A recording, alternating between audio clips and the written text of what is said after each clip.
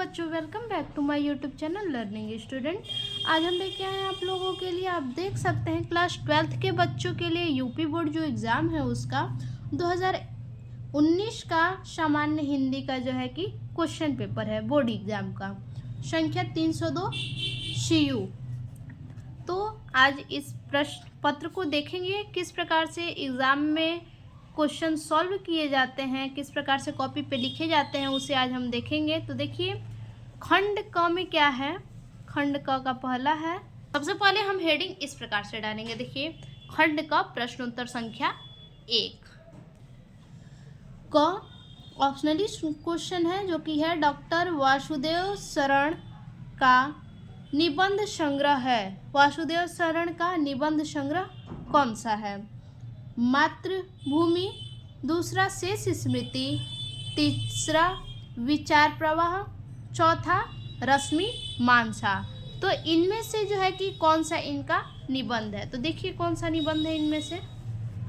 देखिए इनमें से माता भूमि वासुदेव शरण अग्रवाल जी का निबंध है। ठीक, अब देखिए दूसरा प्रश्न है, हिंदी प्रदीप के संपादक थे प्रताप नारायण मिश्र, बालकृष्ण भट्ट, ठाकुर जगमोहन सिंह, राधाचरण गोस्वामी। हिंदी प्रदीप के संपादक इनमें से कौन थे? तो देखिए कौन थे, बालकृष्ण भट्ट जो है कि हिंदी प्रदीप के संपादक थे। आप भी एग्जाम में इसी प्रकार से लिखिएगा। ठीक, उसके बाद देखिए तीसरा प्रश्न है, आलोचनात्मक कृति कालिदास की ललित योजना के लेखक हैं। हरि शंकर परसई, दूसरा मोहन राकेश, तीसरा डॉक्टर हजारी प्रसाद द्विवेदी, चौथा सुदर्शन। इन चारों में से आलोचनात्मक कृति कालिदास की ललित योजना के लेखक कौन है? तो देखिए डॉक्टर हजारी प्रसाद द्विवेदी जी हैं। ग का तीसरा होगा हमारा आंसर। ठीक, डॉक्टर हजारी प्रसाद द्विवेदी। अब घ नंबर है, क्या भूलूं क्या याद करूं किस विधा की रचना है? मेरी आत्मकथा, जीवनी की, संस्मरण की, चौथा रिपोर्ताज की। तो क्या भूलूं क्या याद करूं ये जो रचना है वो आत्मकथा की है। ठीक, तो देखिए घ नंबर का पहला आत्मकथा की। अब उसके बाद पांचवा प्रश्न जो है वो है, निम्नलिखित में से किस उपन्यास की रचना हरिशंकर परसई द्वारा की गई है? पुनर्रवा, निर्मला, रानी नागफनी की कहानी, सुखदा। यानी इन चारों में से हरिशंकर परसई का उपन्यास कौन सा है? ठीक, तो देखिए इन चारों में से हरिशंकर परसई का उपन्यास जो है वो है तीसरा नागफनी, रानी नागफनी की कहानी। तो ये हमारा पहला क्वेश्चन जो है कि पूरा हुआ। अब दूसरा देखिए, क्वेश्चन नंबर दूसरा का पहला है, रीति काल की प्रमुख विशेषता है प्रकृति चित्रण, ईश्वर वंदना, युद्धों का सजीव वर्णन, मुक्तक काव्य रचना। तो रीति काल की प्रमुख विशेषता जो है वो है प्रकृति चित्रण। देखिए प्रकृति चित्रण। अब दूसरा है, कौन सी रचना रामधारी श्री दिनकर की नहीं है? इन चारों में से कौन सी रचना है जो कि रामधारी श्री दिनकर की नहीं है? हुंकार, रश्मि रथी, चित्राधार, रेणुका। तो ये जो चित्राधार तीसरा ऑप्शन है ये रामधारी श्री की रचना नहीं है। देखिए तीसरा चित्राधार। ठीक, उसके बाद आगे है ग, यामा रचना है। यामा किसकी रचना है? जयशंकर प्रसाद की, महादेवी वर्मा की, अज्ञेय की, सुमित्रानंदन पंत की। तो यामा जो है वो महादेवी वर्मा की रचना है। देखिए यहाँ पे ग का दूसरा महादेवी वर्मा। ठीक, उसके बाद अब चौथा है घ नंबर, हिंदी साहित्य के आदिकाल के लिए चारण काल नाम दिया है। चारण काल नाम किसने दिया है? इन चारों लोगों में से राहुल सांकृत्यायन ने, रामचंद्र शुक्ल ने, डॉक्टर रामकुमार वर्मा ने, डॉक्टर नगेंद्र ने। तो हिंदी साहित्य के आदिकाल के लिए चारण काल का नाम जो दिए हैं वो ऑप्शन हमारा तीसरा है, रामकुमार वर्मा ने इस नाम को दिया है। देखिए घ नंबर का हमारा कौन सा सही है, डॉक्टर रामकुमार वर्मा। ठीक, अब अंग नंबर प्रश्न क्या है, देखिए किस कवि को ज्ञानपीठ पुरस्कार नहीं मिला, रामधारी सिंह दिनकर को, महादेवी वर्मा को, सुमित्रा नंदन पंत को, जयशंकर प्रसाद को। तो ज्ञानपीठ पुरस्कार जो है वो जयशंकर प्रसाद को नहीं मिला। देखिए अंग का चौथा जयशंकर प्रसाद। ठीक, उसके बाद देखिए हमारा तीसरा प्रश्न जो है वो है, दिए गए गद्यांश पर आधारित निम्नलिखित प्रश्नों के उत्तर दीजिए। ठीक, ये क्वेश्चन आपके 10 नंबर के हैं। अब देखिए गद्यांश के आधार पे प्रश्न का उत्तर देना है। ये गद्य है। ठीक, गद्य क्या है, मुझे मानव जाति की दुर्गम निर्मम धारा के हजारों वर्ष का रूप साफ दिखाई दे रहा है। मनुष्य की जीवनी शक्ति बड़ी निर्मम है, वह सभ्यता और संस्कृति के वृथा मोह को रौंदती चली आ रही है। न जाने कितने धर्मचारों, विश्वासों, उत्सवों और व्रतों को धोती बहाती यह विचारधारा आगे बढ़ी है। संघर्षों से मनुष्य ने नई शक्ति पाई है। ठीक, तो ये हमारा गद्यांश हो गया। अब इस गद्यांश पे आधारित ये प्रश्न है, इस प्रश्न का इसी गद्यांश से हमें उत्तर देना है। ठीक, तो पहला प्रश्न क्या है, लेखक को क्या स्पष्ट दिखाई दे रहा है। तो देखिए इसी गद्यांश में हमारा यहाँ पे आंसर है। देखिए मुझे मानव जाति की दुर्गम निर्मम धारा के हजारों वर्ष का रूप साफ दिखाई दे रहा है। तो लिखेंगे लेखक को मानव जाति की दुर्गम निर्मम धारा के हजारों वर्ष का रूप साफ दिखाई दे रहा है। देखिए यहाँ पे देखिए यहाँ पे इस प्रकार से पहले गद्यांश को लिख लेंगे, उसके बाद लेखक को मानव जाति की दुर्गम निर्मम धारा के हजारों वर्ष का रूप साफ दिखाई दे रहा है। ठीक, अब दूसरा प्रश्न देखिए क्या है। देखिए दूसरा प्रश्न है, मनुष्य ने नई शक्ति किससे पाई है। ठीक, तो देखिए यहाँ पे है, संघर्षों से मनुष्य ने नई शक्ति पाई है। देखिए मनुष्य ने नई शक्ति संघर्षों से पाई है। ठीक, अब देखिए तीसरा प्रश्न क्या है। तीसरा प्रश्न है, धर्म चारों और विश्वासों का अर्थ स्पष्ट कीजिए। यहाँ पे देखिए धर्म चारों का अर्थ है धार्मिक रीति रिवाज और नियम, जबकि विश्वासों का अर्थ है धार्मिक और आध्यात्मिक मान्यताएं। ठीक, तो ये हमारा तीसरा का आंसर हो गया। ठीक, यहाँ पे देखिए धर्म चारों का अर्थ है धार्मिक नीति रीति रिवाज और नियम, जबकि विश्वासों का अर्थ है धार्मिक और आध्यात्मिक मान्यताएं। ठीक, अब देखिए चौथा प्रश्न क्या है हमारा। चौथा प्रश्न है, रेखांकित अंशों की व्याख्या कीजिए। ये जो रेखांकित अंश है, और देखिए और कहाँ है रेखांकित अंश, यहाँ पे थोड़ा सा है लास्ट में, मनुष्य की जीवनी शक्ति बड़ी निर्मम है। इसको क्या करना है, अपने शब्दों में इसे व्याख्या करना है। देखिए मनुष्य की जीवनी शक्ति बड़ी निर्मम है। ठीक, इसकी व्याख्या यही होगा, सेम वही वर्ड होगा। ठीक, ऐसे ही आप उतार सकते हैं। अब अगला प्रश्न है 5 नंबर। देखिए पाठ का शीर्षक और लेखक का नाम लिखिए। देखिए पाठ का शीर्षक अशोक का फूल है। ठीक, इस पाठ के लेखक हजारी प्रसाद द्विवेदी जी हैं। ठीक, तो ये हमारा 5वां कंप्लीट हो गया। अब देखिए प्रश्न नंबर चौथा हमारा क्या है। इसमें जो तीसरा अभी हमने किया, इसमें अथवा करके आपको 2 प्रश्न दिया हुआ है। इन दोनों प्रश्नों में से जो है कि आपको कोई एक ही करना होता है। हमने ऊपर वाला गद्यांश कर लिया। ठीक, उसी तरह से प्रश्न चौथे में है। देखिए आप देख सकते हैं कि दिए गए पद्यांश पर आधारित निम्नलिखित प्रश्नों के उत्तर दीजिए। ये भी 10 नंबर के हैं। इसमें भी आप देखिए अथवा करके आपको 2 प्रश्न दिए हुए हैं, 2 पद्यांश दिए हुए हैं, दोनों में से कोई एक ही करना होता है। तो हम करेंगे निरखी सखी, ठीक, इस पद्यांश को करेंगे। तो फर्स्ट में एक वर्ड लिख लेंगे और अंत में एक शब्द, बीच में डैश देंगे।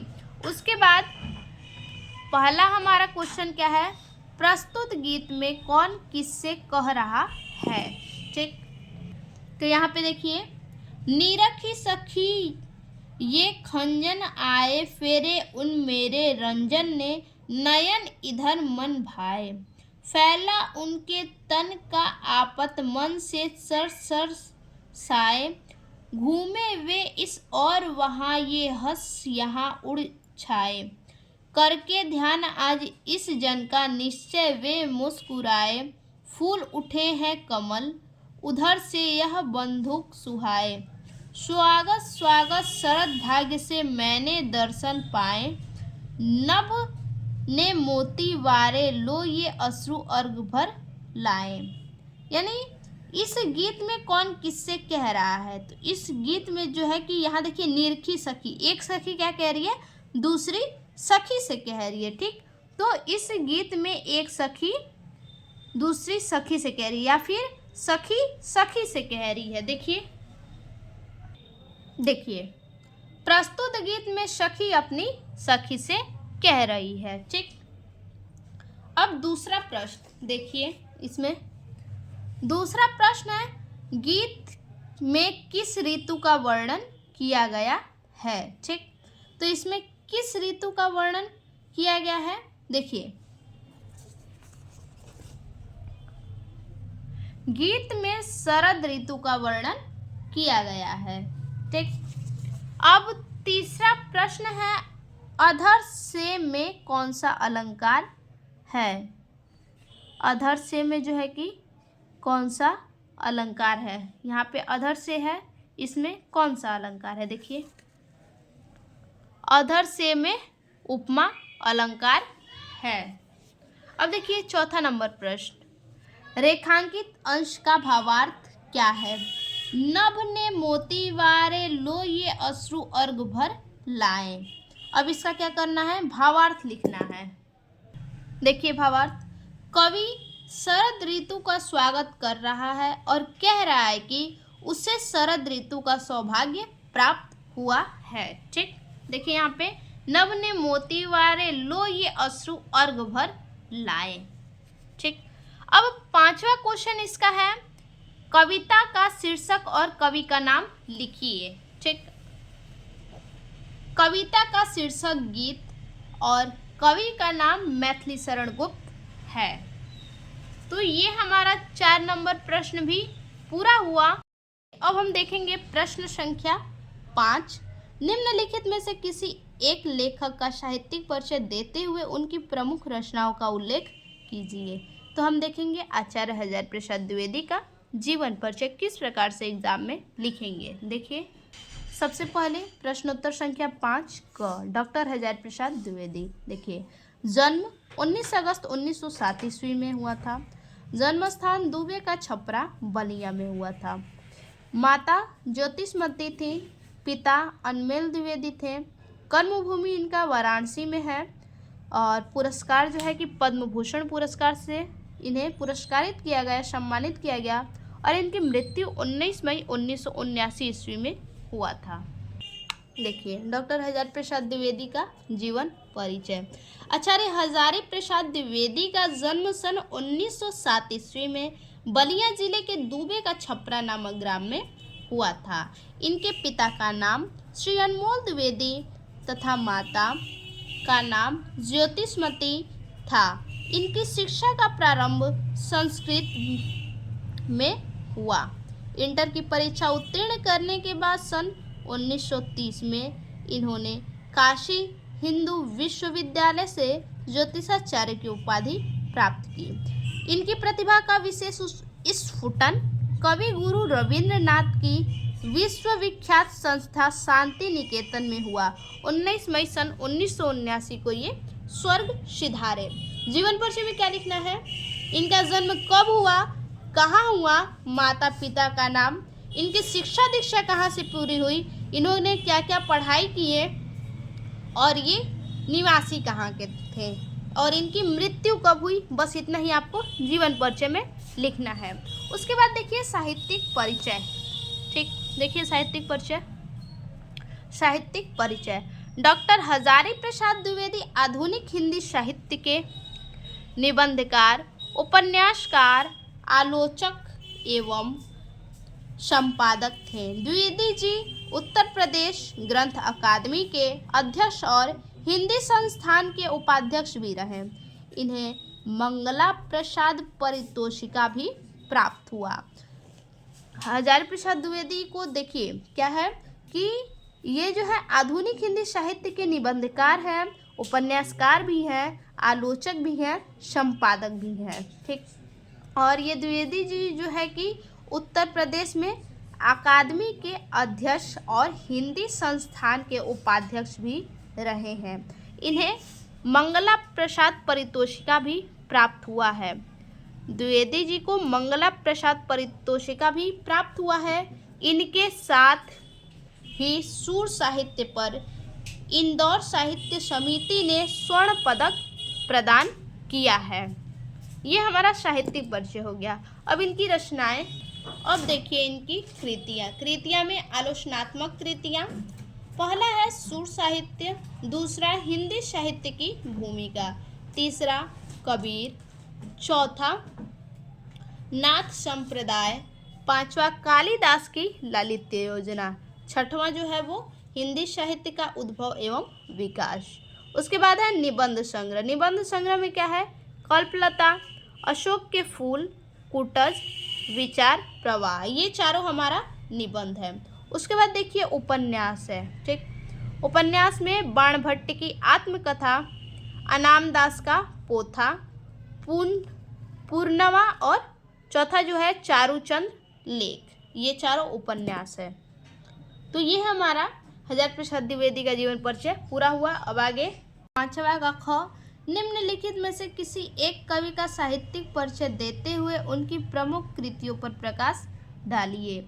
ये कवि का है, अयोध्या शिव उपाध्याय, हरिऔध, जयशंकर प्रसाद, सुमित्रानंद पंत। तो अब हम देखेंगे कवि सुमित्रानंद पंत का जीवन परिचय। देखिए इस प्रकार से हेडिंग डाल लेंगे, प्रश्नोत्तर संख्या 5 ख। फिर सुमित्रानंदन पंत का जीवन परिचय। जन्म 20 मई 1900 ईस्वी में, जन्म स्थान कौशानी उत्तराखंड, पिता गंगा दत्त पंत, माता सरस्वती देवी पंत, कृतियाँ कहानी नाटक, पुरस्कार पद्म भूषण, साहित्य अकादमी। बचपन का नाम गुसाई दत्त, इनके बचपन का नाम क्या था, गुसाई दत्त। देखिए इनका जीवन परिचय। प्रकृति के सुकुमार कवि सुमित्रानंद पंत का जन्म 20 मई 1900 ईस्वी में उत्तराखंड के बागेश्वर जिले की गरुड़ तहसील के कौशानी नामक ग्राम में हुआ था। उनके पिता का नाम गंगा दत्त पंत और माता का नाम सरस्वती देवी पंत था। ये अपने माता पिता के 8वीं संतान थे। उनके बचपन का नाम गुसाई दत्त था। इनके जन्म के कुछ समय बाद इनकी माता का देहावसान हो गया। इनका बचपन इनकी दादी ने संभाला। सुमित्रानंद पंत यह नाम उन्हें हाई स्कूल में रखा गया था। देखिए इनका जन्म कहाँ हुआ था, उत्तराखंड के बागेश्वर जिले में हुआ था, गरुड़ तहसील के कौशानी नामक गांव में, और 20 मई 1900 ईस्वी में हुआ था। इनका बचपन का नाम जो था वो गोसाई दत्त था, गोसाई दत्त। इनकी जो माता थी, माता का नाम सरस्वती देवी और पिता देखिए पिता गंगा दत्त पंत थे। और ये जो थे अपनी माता पिता के 8वें संतान थे। और इनकी माता का देहांत जब ये छोटे थे तभी हो गया। और सुमित्रानंद पंत ये नाम उन्हें हाई स्कूल में मिला था। अब देखिए साहित्यिक परिचय। सुमित्रानंद पंत ने अपनी साहित्यिक यात्रा का प्रारंभ बहुत ही कम उम्र में किया था। जब वे 18 साल के थे तब उन्होंने साहित्य जगत में अपना कदम रखा और अपना नाम रोशन किया। जब ये क्या थे कि बहुत कम उम्र में इन्होंने जो है कि साहित्य यात्रा प्रारंभ किया, बहुत ही कम उम्र में, और ये जब 18 साल के थे तब साहित्य जगत में अपना कदम रखे और अपना नाम रोशन किए। कम उम्र में ही साहित्य जगत में इन्होंने कार्य किया और अपना नाम रोशन किया। आज उनका नाम छायावाद के 4 स्तंभों में लिया गया है। इनकी काव्य यात्रा में 3 चरण देखे जाते हैं। ठीक, 3 चरण देखे जाते हैं। छायावाद 1918 से 1936 तक, प्रगतिवाद में 1936 से 1950 तक और अध्यात्मकवाद में 1950 से 1977 तक। ठीक, उसके बाद इनकी काव्य कृतियाँ, कहानी है काव्य कृति में ताजमहल, सोने की चिड़िया, विक्रमादित्य की बेताल अतिथि। उसके बाद है नाटक है कंचन, रत्नावली, सिद्धार्थ, प्रलय, ये इनकी नाटक है। तो इस प्रकार से सुमित्रा नंदन पंत का जीवन परिचय पूरा हुआ। उसके बाद देखिए 6वां प्रश्न है, बहादुर अथवा लाठी कहानी के उद्देश्य पर प्रकाश डालिए। या तो आप उद्देश्य लिखिए बहादुर या लाठी कहानी का, अथवा या फिर पंचलाइट अथवा ध्रुव यात्रा कहानी का संक्षिप्त कथानक। पंचलाइट और ध्रुव यात्रा इन दोनों में से किसी एक का कथानक लिखिए। देखिए पंचलाइट कहानी का कथा वस्तु, ठीक, यानी कथानक मतलब कथा वस्तु ही होता है। आप इस प्रकार से हेडिंग डाल लीजिएगा। पंचलाइट श्री फणीश्वर नाथ रेणु जी द्वारा रचित एक आंचलिक कहानी है जिसमें रेणु जी ने ग्रामीण परिवेश के साथ साथ उभारा है। पंचलाइट कहानी की कथा वस्तु ग्राम्य परिवेश से ग्रहण की गई है। इस कहानी की कथा वस्तु में उन्होंने पेट्रोमैक्स, जिसे गांव वाले पंचलाइट या पंचलाइट कहते हैं। देखिए ये एक गांव का आंचलिक कहानी है जो फणीश्वर नाथ रेणु जी के द्वारा ये पंचलाइट कहानी लिखा गया है।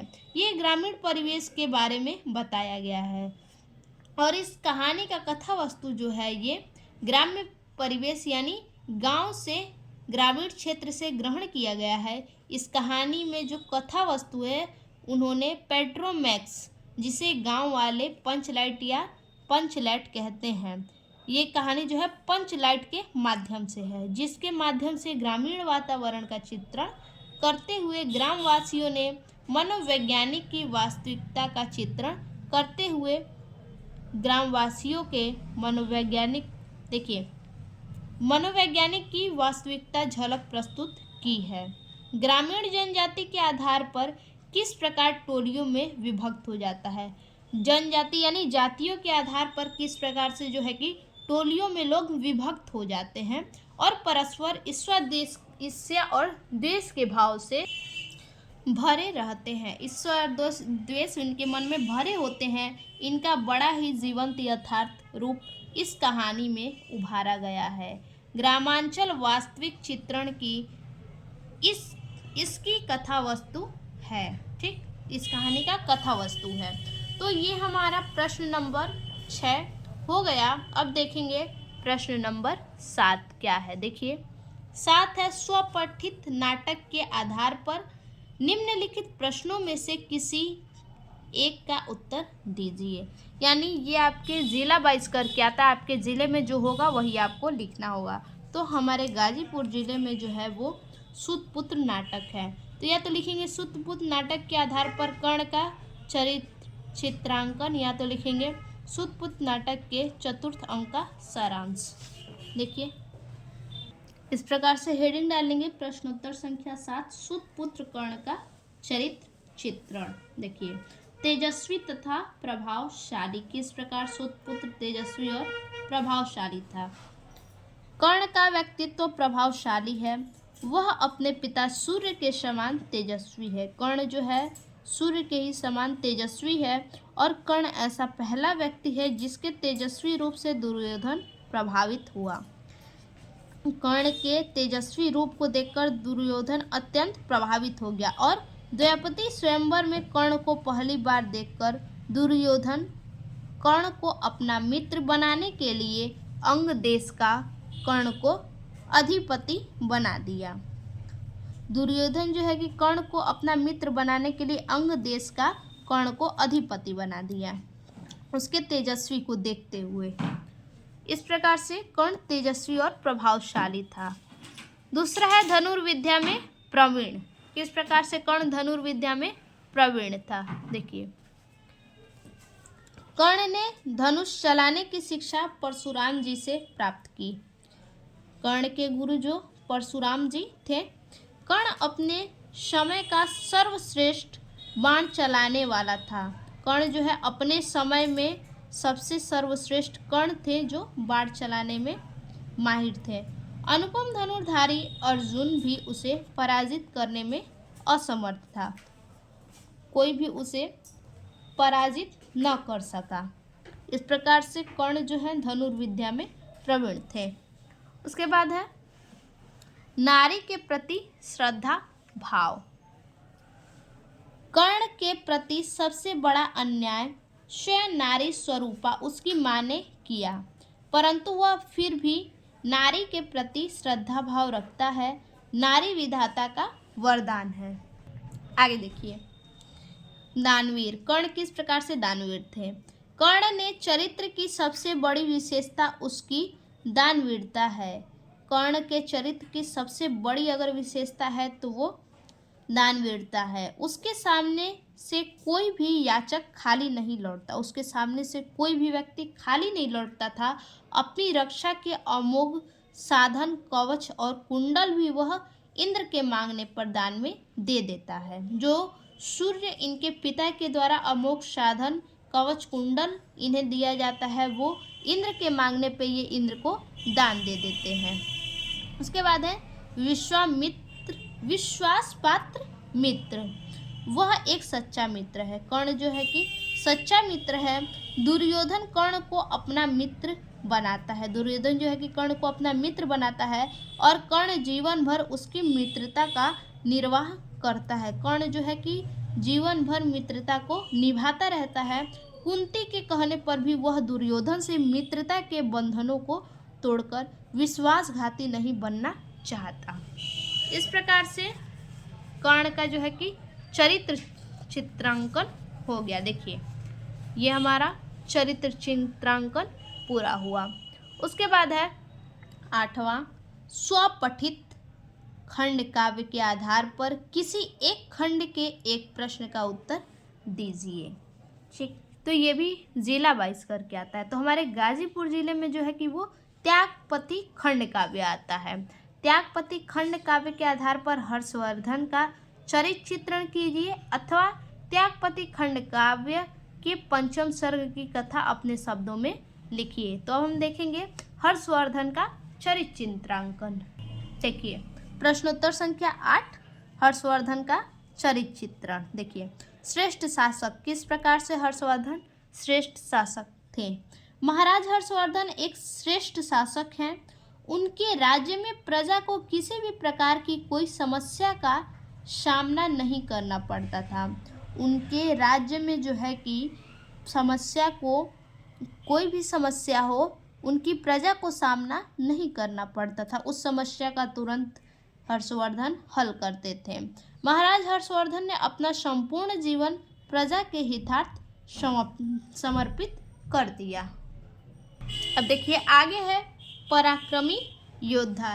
किस प्रकार से हर्षवर्धन पराक्रमी योद्धा थे। महाराज हर्षवर्धन एक पराक्रमी योद्धा थे। कोई भी राजा उन्हें परास्त नहीं कर सकता था। कोई भी दुश्मन उनके तेज के आगे नहीं ठहर सकता था। यानी वो इस प्रकार से पराक्रमी थे कि कोई उनके तेज के आगे ठहर नहीं सकता था। इस प्रकार से हर्षवर्धन जो है कि पराक्रमी योद्धा कहलाए। अब देखिए, उसके बाद है आदर्श पुत्र एवं मातृ प्रेम। किस प्रकार से आदर्श पुत्र और मातृ प्रेम था इनका। हर्षवर्धन अपने माता पिता, भाई और बहन से अत्यंत प्रेम करते थे। वह अपने माता पिता की प्रत्येक आज्ञा का पालन करते थे। वह हमेशा अपने माता पिता, भाई बहन का सम्मान करते थे। उसके बाद आगे है देश प्रेमी। किस प्रकार से हर्षवर्धन देश प्रेमी थे? महाराज हर्षवर्धन में देश प्रेम की भावना कूट कूट कर भरी है। हर्षवर्धन में देश प्रेम जो है कि कूट कूट के भरा हुआ है। वो अपने देश की एकता एवं संस्कृति की रक्षा करने में कभी भी कोई युद्ध लड़ सकते थे। अपनी देश की रक्षा के लिए, अपनी संस्कृति की रक्षा के लिए कोई भी युद्ध लड़ लिया करते थे। राज्य के साथ साथ देश की भी सेवा करते थे। इस प्रकार से वो जो है कि देश प्रेमी कहलाए। उसके बाद है धर्म परायण। किस प्रकार से धर्म परायण ये है? देखिए, हर्षवर्धन एक धर्म परायण पुरुष थे। वो अपने राज्य में कोई भी कार्य धर्म के विरुद्ध नहीं करते थे। वो हर्षवर्धन जो है कि धर्म परायण पुरुष थे और अपने राज्य में कोई भी कार्य धर्म के विरुद्ध नहीं किया करते थे। वो धर्म को अपना जन्मजात मानते थे। तो ये हमारा हो गया प्रश्न संख्या 8। ठीक, 8 का हमने त्यागपति खंड काव्य के आधार पर हर्षवर्धन का चरित्र चित्रण कर लिया। अब देखिए प्रश्न संख्या हमारा 9 है। 9 है, दिए गए संस्कृत पद्यांशों में से किसी एक का ससंदर्भ में अनुवाद कीजिए। यानी अथवा करके 2 दिया है, संदर्भ सहित अनुवाद करने के लिए 2 गद्यांश है। दोनों में से किसी एक गद्यांश को हम करेंगे, तो हम दूसरा गद्यांश करेंगे। ठीक, तो दूसरे गद्यांश का जो है कि याज्ञवल्क्य। तो ये किस गद्यांश से लिया गया है? याज्ञवल्क्य। यानी कि ये गद्यांश जो है कि आत्मज्ञ एवं सर्वज्ञ से लिया गया है। तो इसका संदर्भ क्या होगा? प्रस्तुत पद गद्यांश है। ठीक, तो प्रस्तुत गद्यांश हमारी पाठ्य पुस्तक संस्कृत दिग्दर्शिका में संकलित आत्मज्ञ एवं सर्वज्ञ नामक पाठ से अवतरित है। अब देखिए इसका अनुवाद। याज्ञवल्क्यो मैत्रेयी मुवाच। याज्ञवल्क्य ने मैत्रेयी से कहा, मैत्रेयी, हे मैत्रेयी, उद्याश्यम अहम अस्मात् स्थानादस्मि। मैं अपने स्थान से, अहम मतलब मैं, अस्मात् मतलब अपने, स्थानादस्मि मतलब अपने स्थान से, उद्याश्यन मतलब उठने वाला हूँ। मैं अपने स्थान से ऊपर उठने वाला हूँ, अर्थात मैं गृहस्थ आश्रम में हूँ। अब जल्द ही संन्यास आश्रम में प्रवेश लूँगा। तत्सते अन्या कात्यायना विच्छेद करवाणी इति। देखिए, तत्सते अन्या, मैं तुम्हारा, अन्य कात्यायनी, मैं तुम्हारा कात्यायनी से विच्छेद बंटवारा करवाणी करवा इति देता हूँ। अब मैं तुम्हारा कात्यायनी से बंटवारा करवा देता हूँ। मैत्रेयी उवाच। मैत्रेयी बोली, यदि इदः सर्वा पृथ्वी वितेनः। मैत्रेयी बोली, यदि इदः सर्वा, यदि संपूर्ण पृथ्वी, धन, संपूर्ण, पूर्णा मतलब संपूर्ण, पूर्ण, यानी संपूर्ण पृथ्वी धन से पूर्ण हो जाए। यदि संपूर्ण पृथ्वी धन से पूर्ण हो जाए तो क्या, तत् की, तो क्या उससे, तेना हमृतामह, मुझे उससे अमृत, तेना अहम, मुझे उससे अमृता यानी अमृत, श्यामिति प्राप्त हो जाएगी। मैत्रेयी बोली, संपूर्ण पृथ्वी धन से पूर्ण हो जाए तो क्या उससे मुझे अमृत प्राप्त हो जाएगी? याज्ञवल्क्य उवाच। याज्ञवल्क्य ने कहा, नेति, ऐसा नहीं है। अब इसको किस प्रकार से लिखेंगे, देखिए इस प्रकार से लिख लेंगे। उसके बाद संदर्भ, प्रस्तुत गद्यांश, ये हमारा पद्यांश नहीं है, गद्यांश है। प्रस्तुत गद्यांश हमारी पाठ्य पुस्तक संस्कृत में संकलित आत्मज्ञ एवं सर्वज्ञ नामक पाठ से अवतरित है। अब देखिए अनुवाद। याज्ञवल्क्य ने मैत्रेयी से कहा, हे मैत्रेयी, मैं अपने स्थान से ऊपर उठने वाला हूँ, अर्थात मैं गृहस्थ आश्रम में हूँ। अब जल्द ही मैं संन्यास आश्रम में प्रवेश लूँगा। मैं तुम्हारा कात्यायनी से बंटवारा करवा देता हूँ। मैत्रेयी बात सुनकर बोली, यदि संपूर्ण पृथ्वी धन से पूर्ण हो जाए तो क्या उससे मुझे अमृत प्राप्त हो जाएगी? याज्ञवल्क्य ने कहा, ऐसा नहीं है। अब देखिए हमारा 9 नंबर प्रश्न का क हो गया पूरा, ठीक। अब ख देखिए, ख क्या है? दिए गए पद्यांश श्लोक में से किसी एक का संदर्भ हिंदी में अनुवाद कीजिए। यानी इस श्लोक को क्या करना है, इसको भी संदर्भ सहित हिंदी में अनुवाद करना है, ठीक। इसमें भी अथवा करके दिया है, देखिए एक तो हमारा ये है और दूसरा हमारा यहाँ पे है, देखिए यहाँ पे दूसरा है। तो अब हम इसको सॉल्व करेंगे। सहसा विदित न क्रियाम विवेकः परमा पदा पदम, इसको हम सॉल्व करेंगे। तो देखिए इसका जो पद्यांश है इसी प्रकार से इसका भी लिखेंगे जैसे हमने अभी क का लिखा, ठीक। तो इसका हम पद्यांश का संदर्भ लिखेंगे। यह श्लोक या फिर प्रस्तुत श्लोक हमारी संस्कृत दिग्दर्शिका के सुभाषित रत्नानी शीर्षक पाठ से अवतरित है, ठीक।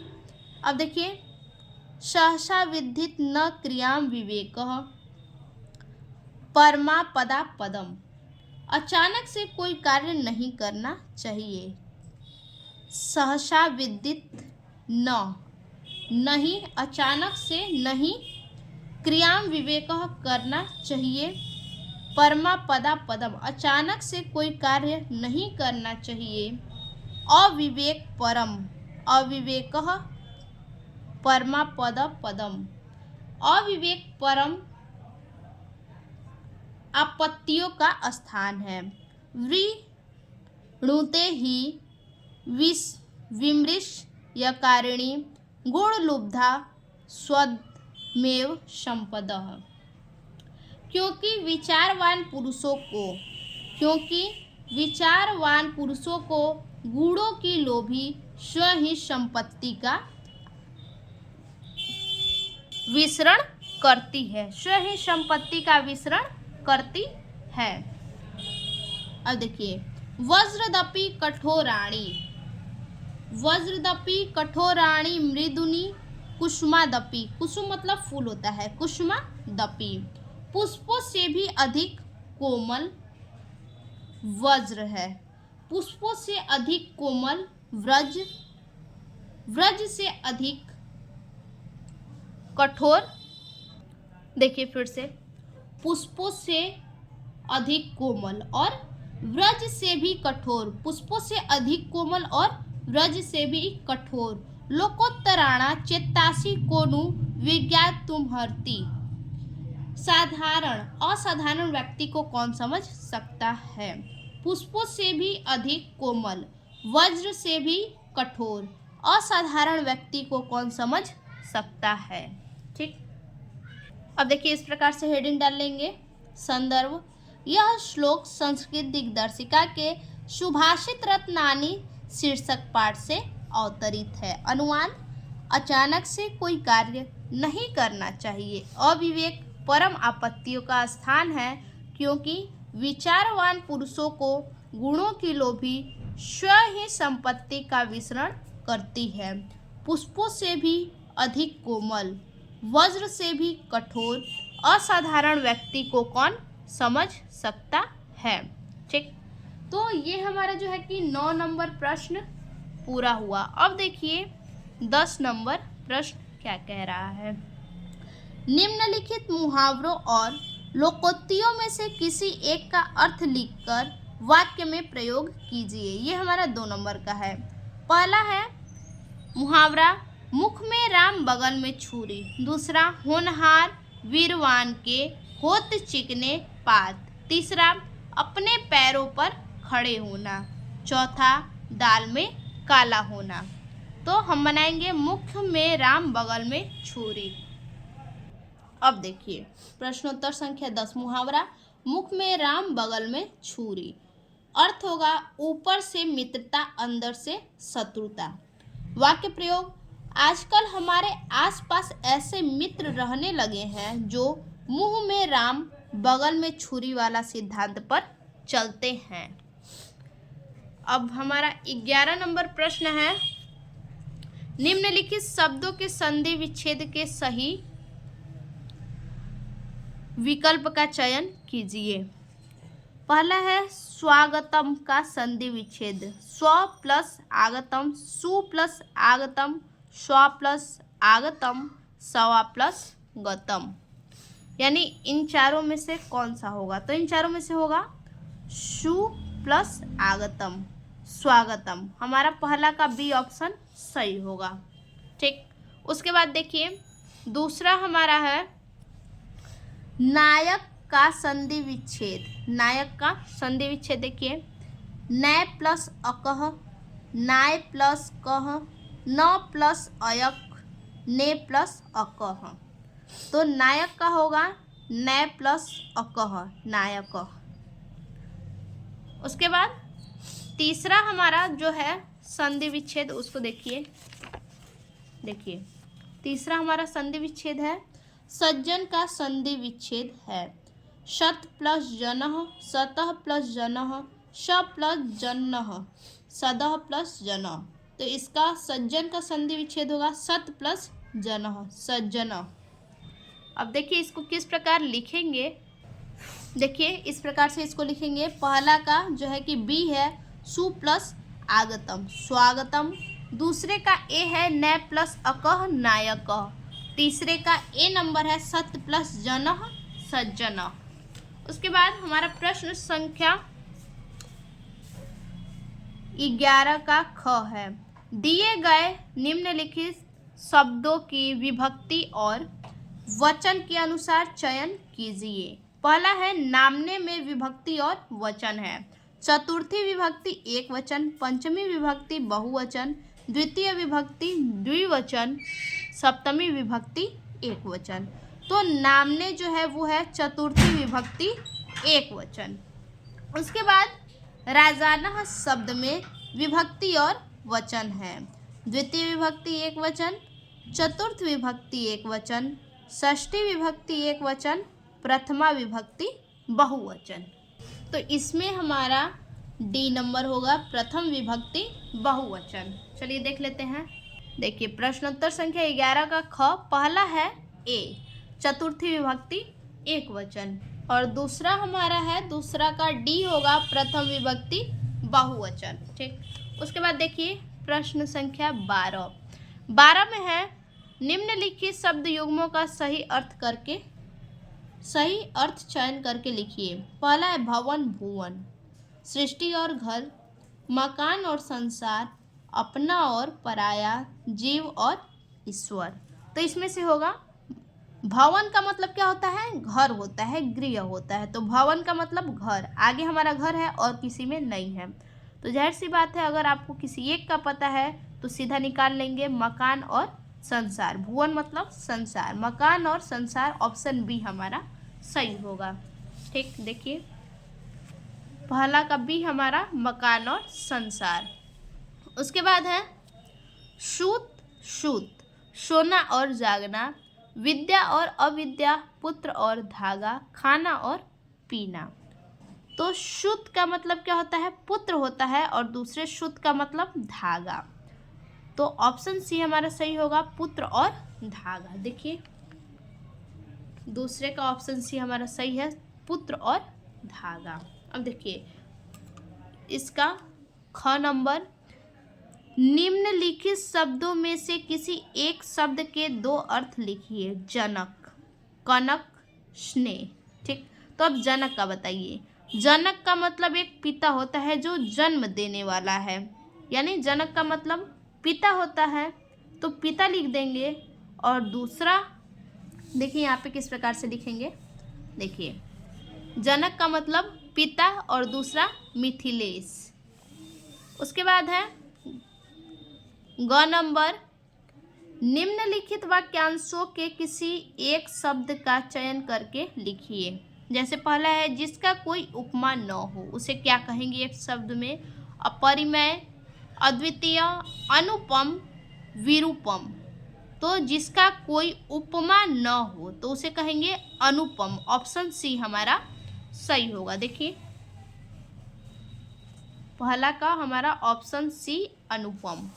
उसके बाद देखिए दूसरा है 100 वर्ष का समय, शताब्दी, दशाब्दी, आब्दी, सहस्त्राब्दी। ठीक, तो इनमें से कौन सा हमारा सही होगा? तो 100 वर्ष का समय शताब्दी। देखिए 100 वर्ष का समय जो है कि दूसरे का ऑप्शन ही हमारा सही है शताब्दी। अब देखिए उसके बाद है, देखिए उसके बाद है घ नंबर, निम्नलिखित में से किन्हीं दो वाक्यों को शुद्ध करके लिखिए। दो वाक्यों को शुद्ध करने, जैसे पुराने बातों को भूल जाओ, इसको क्या लिखेंगे? पुरानी बातों को भूल जाओ। केवल 100 रुपये मात्र की बात थी, तो लिखेंगे 100 रुपये की बात थी। ठीक, तो दो शब्द हम इस प्रकार से शुद्ध करेंगे। देखिए पुरानी बातों को भूल जाओ, दूसरा केवल 100 रुपये की बात थी। अब देखिए प्रश्न नंबर 13 क्या कह रहा है। 13 नंबर है हमारा, वीर रस अथवा हास्य रस की स्थायी भाव के साथ उसकी परिभाषा अथवा उदाहरण दीजिए। तो चलिए वीर रस या हास्य रस को देखते हैं। देखिए वीर रस, ठीक, अनुभाव, विभाव तथा संचारी भाव के संयोग से पूर्णता को प्राप्त होने वाली उत्साह नामक स्थायी भाव से वीर रस की उत्पत्ति हुई है। अब जैसे उदाहरण, रणवीर चौकड़ी भर भर के चेतक भरा निराला था, राणा प्रताप के घोड़े को पड़ गया हवा का पाला था। ठीक, यहाँ पे प्रताप है, प्रताप के घोड़े को पड़ गया हवा का पाला था। तो इस प्रकार से आपका जो है कि वीर रस हो गया। अब उसके बाद उसके आगे अब देखिए 13 नंबर का जो ख है वो है रूपक अथवा भ्रांति मान अलंकार का लक्षण और उदाहरण लिखिए। तो देखिए अब देखिए रूपक अलंकार, जहाँ उपमेय पर उपमान का निषेध रहित आरोप हो वहाँ रूपक अलंकार होता है। क्या है? निषेध रहित आरोप जहाँ लगाया जाए वहाँ रूपक अलंकार होता है। यह जीवन क्या है? निर्झर है। यानी क्या बोला है कि यह जीवन क्या है? इस जीवन को बोला है क्या है? निर्झर है। ठीक, निर्झर के समान बोला है, ना कि निर्झर बोला है। ये जीवन क्या है? निर्झर के समान है। तो ये हमारा रूपक अलंकार हो गया। उसके बाद अगला क्वेश्चन हमारा देखिए ग नंबर है, दोहा अथवा रोला छंद का लक्षण और उदाहरण लिखिए। तो चलिए देखते हैं लक्षण और उदाहरण। देखिए प्रश्नोत्तर संख्या 13 का ग, दोहा। यह एक अर्ध सममात्रिक छंद है। इनमें 4 चरण होते हैं। पहले और तीसरे चरण में 13-13 मात्राएं, दूसरे और चौथे चरण में 11-11 मात्राएं होती हैं। उदाहरण, रहीमन पानी राखिए, बिनु पानी सब सून, पानी गए न उबरै, मोती मानुष चुन। देखिए रहीमन में क्या मात्रा है? 1 2 3 4, पानी में 2 2 4 8, राखिए में 8 2 10, 11 11 2 13, 13 मात्रा है पहले चरण में। दूसरे में 2 4 6 6 2 8, 8 2 10 1 11, दूसरे में 11 मात्रा है। तीसरे में 4 3 7 8 8 5 13, 13 है।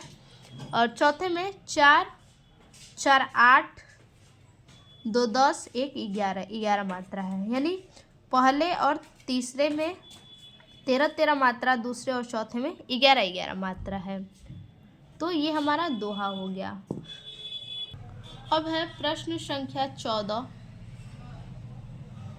परीक्षा के समय बिजली कटौती न करने के लिए जिला अधिकारी को पत्र लिखिए अथवा अपनी प्रिय पुस्तक मांगने के लिए प्रकाशन को पत्र लिखिए।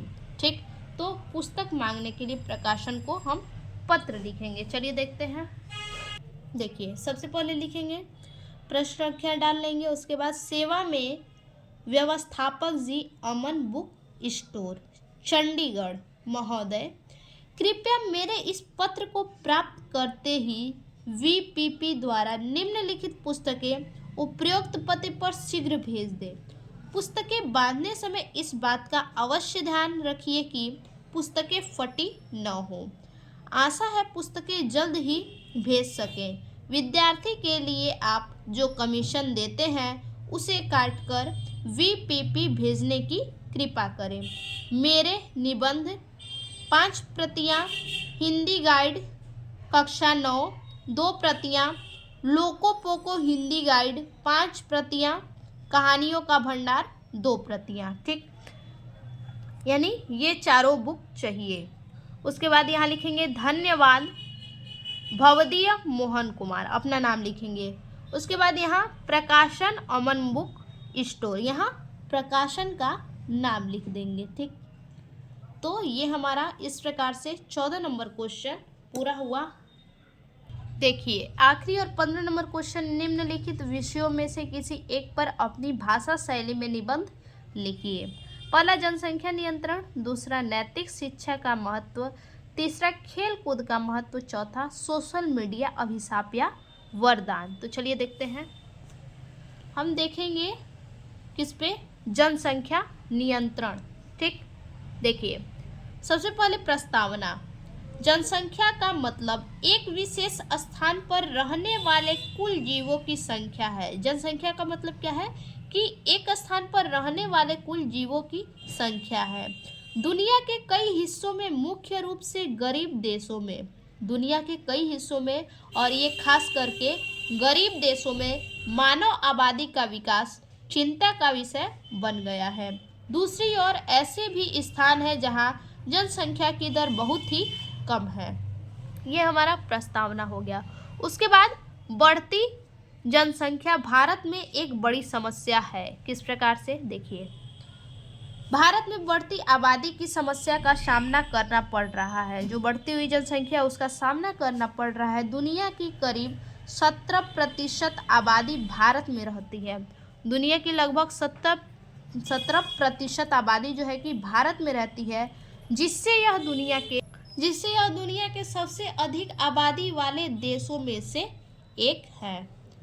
अशिक्षित और गरीब वर्ग के लोग अधिक संख्या में बच्चों को जन्म देते हैं। देखिए, जो अशिक्षित लोग हैं, जो गरीब लोग हैं, वो क्या करते हैं, सबसे ज़्यादा वो बच्चा पैदा करते हैं, सबसे ज़्यादा बच्चे को जन्म देते हैं। क्यों? इसके कारण है, 2 कारण मुख्य है। देखिए, इसके लिए 2 कारण मुख्य हैं। सबसे पहले उनके लिए अधिक बच्चे काम करने और पैसा कमाने में मदद करते हैं। 2 कारण कौन कौन से हैं? सबसे पहला कारण है कि बच्चे क्या करेंगे, अधिक काम करेंगे, काम करने में क्या करेंगे, मदद करेंगे। और दूसरा कारण जो है वो पैसा कमाने में मदद करेंगे। काम करने में मदद करेंगे और पैसा कमाने में मदद करेंगे। आगे, भारत में जनसंख्या नियंत्रण के लिए उठाए गए कदम, कौन कौन से कदम उठाए गए हैं?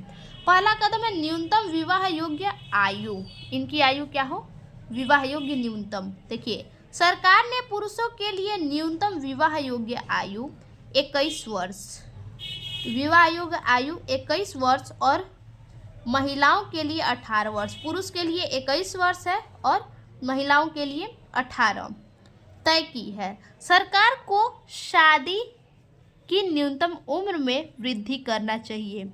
ये जो उम्र है 21 और 18 पुरुष और महिला का, इस उम्र में भी सरकार को जो है कि और भी ज़्यादा वृद्धि करना चाहिए। अब देखिए, उसके बाद दूसरा है मुफ्त शिक्षा। मुफ्त शिक्षा, भारत सरकार ने बच्चों को मुफ्त और अनिवार्य शिक्षा कानून के अधिकार के जरिए देश के बच्चों के लिए मुफ्त शिक्षा उपलब्ध कराई है। भारत सरकार ने क्या किया है, बच्चों को मुफ्त शिक्षा उपलब्ध करवाई है। जनसंख्या को नियंत्रण करने का एक और तरीका है निरक्षरता को समाप्त करना है। निरक्षरता को समाप्त किया जाए, शिक्षा प्रदान किया जाए, बच्चों को पढ़ाया जाए। अब तीसरा जो है दत्तक ग्रहण को बढ़ावा देना। देखिए भारत सरकार बच्चों को गोद लेने को भी बढ़ावा दे रही है। भारत सरकार क्या है, बच्चों को गोद लेने के लिए भी बढ़ावा दे रही है।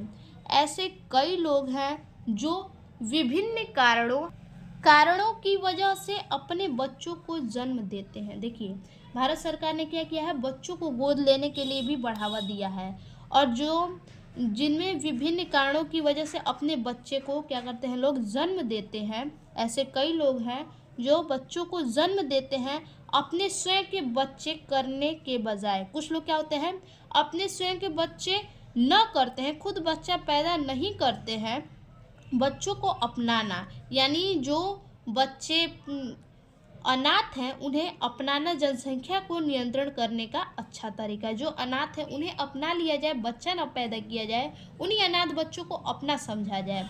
यह भी क्या है, एक जनसंख्या वृद्धि में जो है कि बहुत बड़ी बात है। अब देखिए इसका निष्कर्ष, भारत में बढ़ती आबादी गंभीर चिंता का विषय है। जो बढ़ता हुआ आबादी है वो गंभीर चिंता का विषय है। हालांकि सरकार ने इस पर नियंत्रण रखने के लिए कुछ कदम उठाए। सरकार ने नियंत्रण इस पर रखने के लिए क्या किया है, कुछ कदम तो उठाए हैं, लेकिन ये नियंत्रण पर्याप्त प्रभावी नहीं है। ये नियंत्रण जो है कि ये प्रभावी नहीं है। इस मुद्दे को रोकने के लिए कई अन्य उपाय किए जाने की आवश्यकता है। तो इस प्रकार से हमारा जो है कि 2019 का पूरा पेपर सॉल्व हुआ। फिर से मिलते हैं एक और नए वीडियो में, तब तक के लिए धन्यवाद।